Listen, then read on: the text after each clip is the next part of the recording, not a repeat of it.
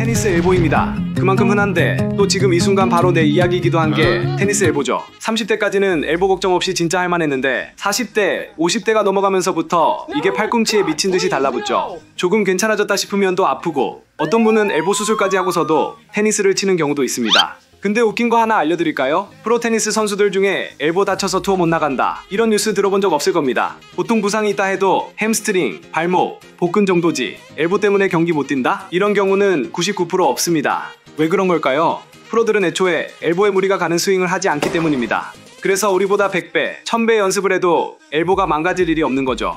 그래서 이번 영상에서는 테니스 엘보가 도대체 왜 생기는지, 그리고 어떻게 해야 엘보 지키면서 평생 테니스를 칠 수 있는지 제대로 알려드리겠습니다. 우리가 건강하려고 테니스 치는 건데 다치면서까지 치면 무슨 의미가 있겠습니까? 이번 영상으로 제가 여러분의 평생 테니스 예약 도와드리겠습니다. 그럼 바로 시작하겠습니다.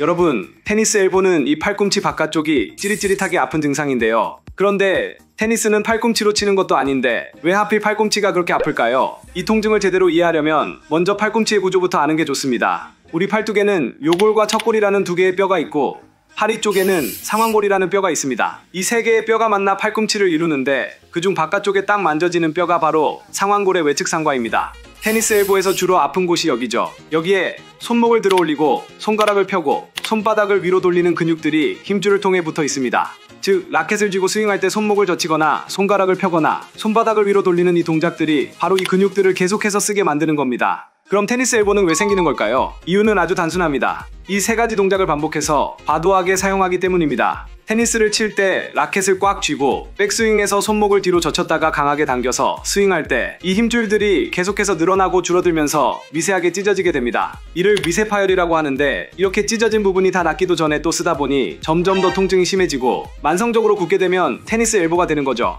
결국 이건 몸이 아직 준비가 안 된 상태에서 팔꿈치에 과부하를 준 겁니다. 엘보가 처음 올 때는 미세하게 찢어진 게 자연스럽게 아물면서 약간의 염증, 즉 건염이 생깁니다. 이 단계에선 몇 주 지나면 저절로 좋아지기도 합니다. 문제는 그 부위를 계속 쓰면서 회복할 시간을 주지 않으면 힘줄이 점점 더 약해지고 두꺼워지고 딱딱해지면서 퇴행성 변화로 가버린다는 겁니다. 이렇게 되면 몇 달은 기본이고 심하면 몇 년까지 만성적으로 이어질 수도 있습니다. 왜냐하면 이 부위는 혈관이 잘 안 통해서 스스로 낫기까지 시간이 정말 오래 걸리거든요. 그렇다고 너무 걱정하실 필요는 없습니다. 다행히 우리의 몸은 자극을 주면 다시 회복하려는 성질이 있어서 몇 가지 운동과 스트레칭만 꾸준히 해줘도 훨씬 더 빨리 낫고 재발도 막을 수 있습니다. 테니스 엘보를 완화하는 첫 번째는 바로 편심 운동입니다. 이 운동은 통증을 근본적으로 없애주는 가장 중요한 핵심 운동입니다. 방법은 간단합니다. 팔뚝을 박스나 벤치 위에 올려 고정하고 손목만 박스 밖으로 살짝 내밀어주세요. 그 상태에서 손목을 위로 들어 올린 뒤 4에서 5초 정도 유지합니다.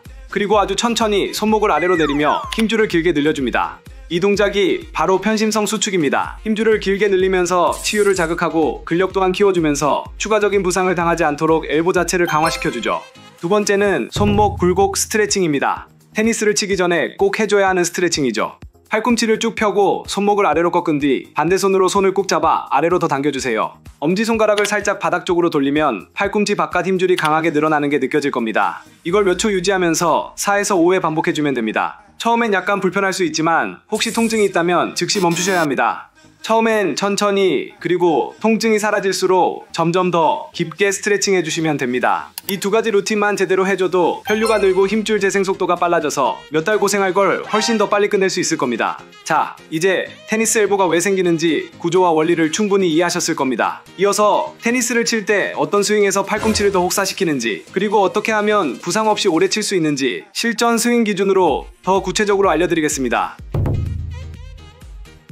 여러분, 테니스 엘보는 거의 세 가지 상황에서 주로 발생하는데요. 첫째, 팔 힘으로만 스윙할 때. 둘째, 공을 정확히 못 맞춰서 스위스팟을 벗어날 때. 셋째, 백핸드 발리나 원핸드 백핸드를 할 때입니다. 사실 이 세 가지만 알고 있어도 어떻게 엘보를 예방할지 답이 훤히 보일 거예요. 자, 그럼 왜 고수들은 테니스 엘보에 잘 안 걸릴까요? 힘을 빼고 쳐서 그렇다고들 하죠. 맞습니다. 그런데 사실 이건 절반만 맞는 말이라 할 수 있습니다. 왜냐면 힘을 아예 빼고 친다면 라켓 고정 없이 면을 끝까지 유지할 수 없기 때문이죠. 진짜 이유는 팔만 따로 움직이지 않고 몸 전체가 완벽히 조화를 이루어 스윙할 수 있으니 팔에 상대적으로 적은 힘이 들어가기 때문입니다. 근데 대부분의 동호인들은 몸은 가만히 두고 팔만 앞뒤로 흔들어서 공을 치려 합니다. 그러니 팔의 모든 충격을 다 떠안고 그 데미지가 고스란히 팔꿈치로 올라가게 됩니다. 특히 포핸드를 보면 더 잘 보이는데요. 다리는 움직임 없이 제자리에 박혀있고 골반과 가슴도 회전하지 않고 팔만 뻗어서 스윙을 하죠. 이런 식의 스윙은 꺾인 손목과 과도한 팔뚝 긴장으로 결국 테니스 엘보를 불러옵니다. 그래서 꼭 기억하실 건 테니스는 절대 팔 힘으로만 스윙을 해서는 안 됩니다. 엘보를 지키는 첫 번째 방법은 바로 몸 전체 회전을 사용하는 겁니다. 준비 자세에서는 라켓을 너무 높이 들지도 너무 웅크리지도 말고 라켓 하나가 들어갈 정도 너비로 편하게 서서 준비합니다. 그리고 다리에서 엉덩이, 가슴, 어깨를 거쳐 마지막에 팔이 따라 나가게 해보세요. 그러면 스윙을 할 때 팔은 따라가기만 하면 되는 거구나 이 느낌이 딱 올 겁니다. 이렇게 스윙하면 손목이나 팔에 긴장감 없이 훨씬 부드럽게 칠 수 있고 엘보를 지킬 수 있습니다. 두 번째는 스위스팟 문제, 즉 임팩트의 정확도입니다. 프로 선수들은 공을 거의 매번 스위스팟에 정확히 맞춥니다. 그래서 충격이 팔로 잘 가지 않죠. 물론 프로도 가끔은 프레임에 맞추기도 하는데 그 비율이 아주 낮습니다. 반면 동호인들은 스위스팟에 못 맞추면 공이 라켓 테두리에 맞으면서 그 충격이 팔로 그대로 올라옵니다. 문제는 이때부터 정확히 맞춰야지 하고 의식하면서 오히려 임팩트 순간 팔을 더 세게 조이게 되는데요. 임팩트 때 팔이 너무 굽혀져 있거나 서브 넣을 때 팔에 힘을 잔뜩 주면 그 긴장이 그대로 팔꿈치로 갑니다. 이걸 계속 반복하면 결국 테니스 엘보는 시간 문제입니다. 그래서 발리를 제외한 모든 스윙, 서브, 포핸드, 백핸드에서 임팩트 순간엔 손을 최대한 편하게 두세요.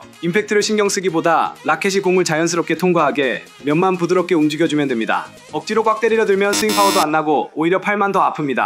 그러니 그냥 라켓이 알아서 공을 맞추도록 하는 스윙에 더 집중해주세요. 마지막은 백핸드에서의 문제입니다. 특히 원핸드 백핸드 드라이브나 슬라이스, 발리는 구조적으로 팔에 훨씬 더 큰 부담을 줍니다.